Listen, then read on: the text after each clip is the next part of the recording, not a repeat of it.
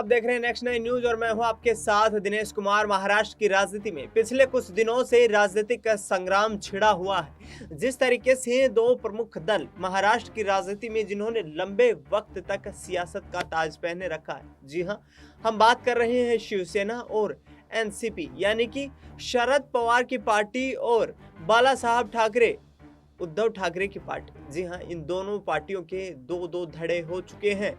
इस वक्त महाराष्ट्र में लगभग ये मानकर चलिए कि आगामी चुनाव में ये स्थिति तय नहीं है कि कौन सी पार्टी किस तरीके से चुनाव लड़ेगी, क्या साथ मिलकर, क्या अलग रहकर, किस तरीके से आगामी रणनीति को तैयार किया जाएगा। क्योंकि जिस तरीके से एनसीपी के कुछ विधायक यहाँ पर बगावती रुख अपनाकर सरकार के साथ जाकर मिल गए हैं, तो दूसरी तरफ उद्धव ठाकरे को कड़ा झटका देते हुए एकनाथ शिंदे ने महाराष्ट्र के मुख्यमंत्री का ताज पहन रखा है। अब उद्धव ठाकरे और एकनाथ शिंदे के बीच सुप्रीम कोर्ट में सुनवाई चल रही है और जिस आधार पर सुप्रीम कोर्ट ने यहाँ पर एकनाथ शिंदे गुट को फटकार लगाते हुए उनके तमाम विधायकों को नोटिस जारी कर दिया है, उससे साफ नजर आ रहा है कि आगामी वक्त में इनके बीच मुश्किलें बढ़ने वाली हैं। उद्धव ठाकरे ने साफ साफ ये कहा है कि हमारी सियासी लड़ाई को एक तरीके से एकनाथ शिंदे गुट के द्वारा हाईजैक कर लिया गया है और हाईजैक करने के बाद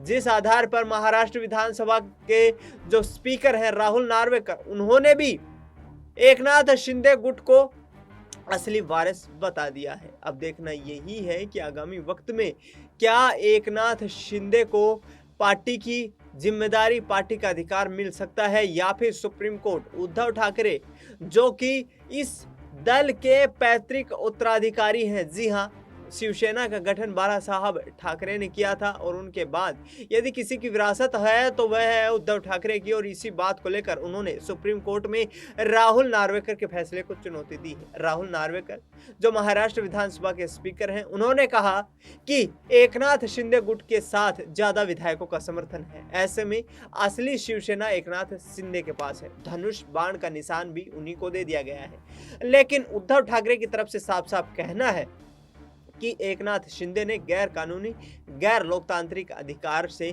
इस पार्टी को अपना कब्जा कर लिया है। लेकिन जिस तरीके से शिवसेना की याचिका पर सुनवाई करते हुए सुप्रीम कोर्ट का रुख रहा है, उन्होंने 20 दिनों के अंदर दबाव दाखिल करने के लिए यहाँ पर तमाम नोटिस जारी कर दी है। जिस तरीके से राहुल नार्वेकर के फैसले को चुनौती दी गई है, उसके बाद सियासत गर्म है और ये देखना लाजमी है कि क्या अब सुप्रीम कोर्ट से शिवसेना को यानी कि उद्धव ठाकरे को कोई राहत मिल पाती है और आगामी वक्त में किस आधार पर ये राजनीति चलने वाली है। फिलहाल इस खबर में इतना ही। देश दुनिया की तमाम बड़ी खबरों के लिए आप देखते रहिए नेक्स्ट 9 न्यूज।